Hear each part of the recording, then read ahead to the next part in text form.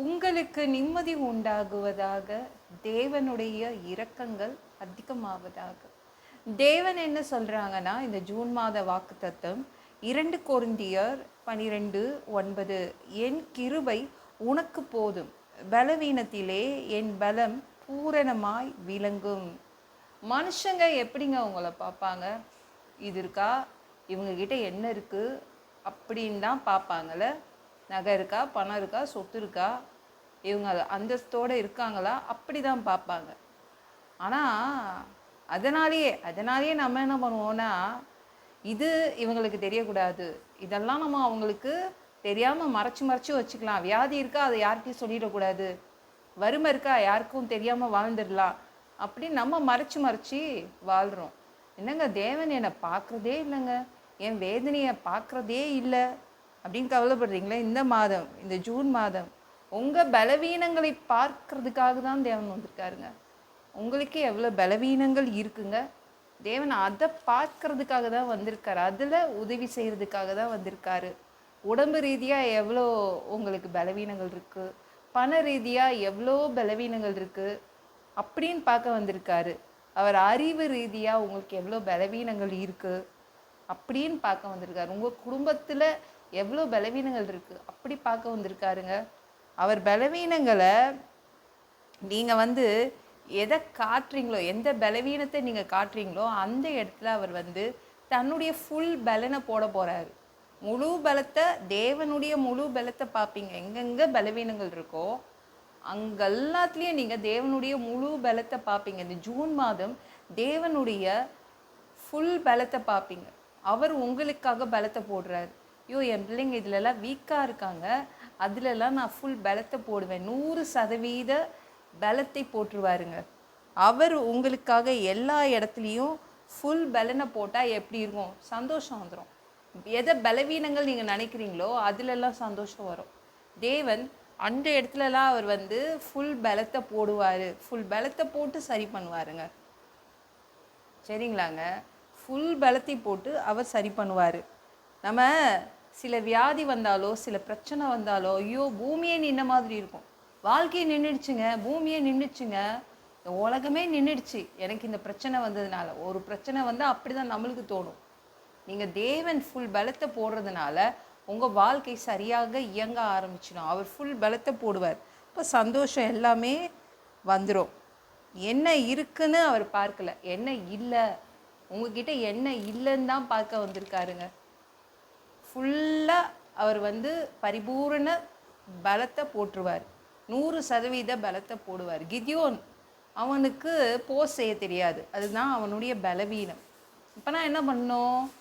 கண்டிப்பாக அவன் போஸ் செய்து தான் ஆகணும். அந்த இடத்துல பலத்தை போடணும். தேவன் அவர் போட்டாருங்க. ஏன் கிதியோனுக்கு போஸ் செய்ய தெரியாதுன்னா, அவன் அந்த நாட்டு ராஜா கிடையாது, அவன் ஒரு விவசாயி, அந்த நாட்டில் ராஜா கிடையாது. இவன் தான் போஸ் செய்தே ஆகணும். அவனுக்கு போஸ் செய்ய தெரியாது. அதனால் தேவன் முழு பலத்தை போட்டார்.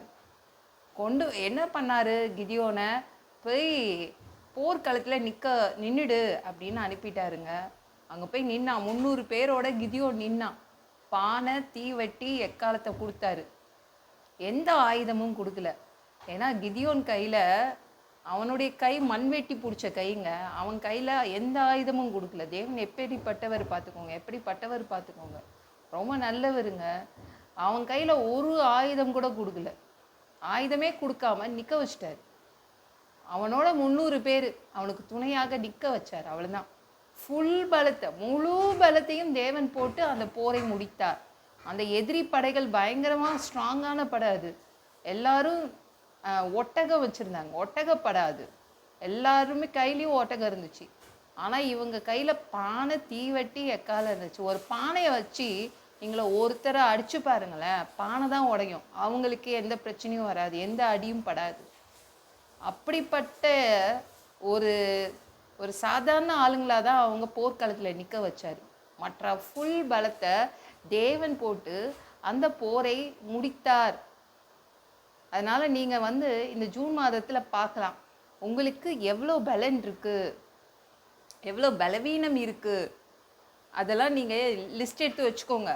அந்த எந்தெந்த இடத்துல பலவீனம் இருக்கோ அந்தந்த இடத்துல தேவனுடைய பலத்தை பார்ப்பீங்க. அதனால சந்தோஷம் அதிகமாக வரும். சரிங்களா? நம்ம எப்பவும் பலத்தை தான் பார்ப்போம். இது என்னுடைய பலம், இது என்னுடைய பலம் சொல்லுவோம்ல. இன்னைக்கு இந்த ஜூன் மாதத்தில் எல்லா பலவீனங்களையும் எழுதி வச்சுக்கோங்க. அப்போனா அந்த பலவீனங்கள் முற்றிலும் அத்தனை பலவீனத்துலேயும் சந்தோஷம் வரும். ஏன் வரும்? தேவன் அவ்வளவு பலத்தையும் போட்டுருவார். அவருடைய முழு பலம் போட்டுருவார். பரிபூர்ண பலத்தை போட்டதுனால போட்டுருவார். அப்போ உங்களுக்கு ஃபுல் சந்தோஷம் வந்துடும். இந்த வீடியோ பிடிச்சிருந்துச்சுன்னா மற்றவங்களுக்கும் ஷேர் பண்ண மறக்காதீங்க. கர்த்தர் தாமே உங்களை ஆசீர்வதிப்பாராக. ஜெபம் பண்ணலாமா? அன்பு பிதாவே, உங்கள் பிள்ளைங்க உங்கள் பாதத்தில் வந்திருக்காங்கப்பா. சாமி இரக்கம் செய்யுங்க பா.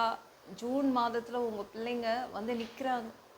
புதிய மாதத்துக்குள்ளே நாங்கள் போக போகிறோம். என்ன நடக்க போகுது அதெல்லாம் உங்களுக்கு தெரியும்ப்பா. எங்களுக்கு தெரியாது, ஆனால் உங்களுக்கு தெரியும். உங்கள் பிள்ளைங்களுக்கு ஆனால் முழு பலத்தை போட போகிறீங்க. அதுதான் சொல்கிறீங்க. ஃபுல் பலத்தை, பலவீனங்களில் எல்லாம் ஃபுல் பலத்தை போட போகிறீங்க. அதற்காக நன்றி. உங்கள் பிள்ளைங்களை நல்லா வச்சுப்பீங்க. நன்றி. சந்தோஷமாக இருப்பாங்க. எல்லா பொல்லாத பிசாசுகள், ஏவல்கள், மந்திரங்கள், தற்கொலை ஆவிகள், பயத்தின் ஆவிகள், பலவீனப்படுத்துகின்ற ஆவிகள் எல்லாம் இயேசு என்ற பெயரினை கொண்டு துரத்துகிறேன். ஓடிப்போ. உங்கள் பிள்ளைங்களை ரத்த கொடிக்குள் மறைச்சிக்கோங்க. பரிசுத்த ஆவியால் நிரப்புங்க. ஞான ஸ்நானம் எடுக்கணும். ரட்சிப்பீராக. இயேசுவின் காயப்பட்ட தழும்புகளால் எல்லா வியாதிகளும், எல்லா பலவீனங்களும், கேன்சர் போன்ற வியாதிகளும் சரியாகுவதாக. மரண படுக்கைகள் சரியாகுவதாக. பரம்பரை வியாதிகள் சரியாகுவதாக.